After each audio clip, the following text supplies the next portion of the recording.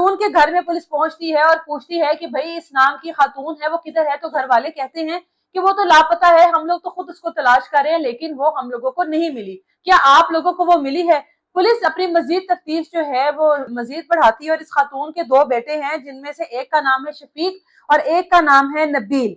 अब ये जो दोनों बेटे इसके हैं, पुलिस इनसे अपनी इन्वेस्टिगेशन का आगाज करती है और पुलिस इनको अपने हिरासत में लेती है और अपनी पूछताछ शुरू करती है कि तुम लोगों की माँ आखिर गई तो गई कहाँ, क्योंकि पुलिस को पहले दिन से ही ये दोनों लड़के जो हैं, ये दोनों बेटे इस खातून के जो हैं वो मशकूक लगते हैं। पुलिस पूछती है उनसे, माँ तुम्हारी किधर गई? पहले तो आए बाएं शाएं ये दोनों लड़के करते रहे, लेकिन उसके बाद जब पुलिस ने अपना रवायती तरीकाकार इस्तेमाल किया तो उसके बाद ये दोनों भाई जो है वो मान गए। कहते हैं कि हम दोनों भाई जो है वो नशा करते हैं और हमारी माँ के पास 50,000 रुपए थे। अब वो 50,000 रुपए कहाँ से आए? वो हमारी माँ ने लोगों के घरों में काम कर करके पैसे जोड़े थे। वो जमा की हुई जो रकम है, हम लोग जानते थे कि हमारी माँ के पास मौजूद है और हम लोग वो लेना चाहते थे। माँ से बार बार पैसे मांगे, माँ ने मुसलसल इनकार किया।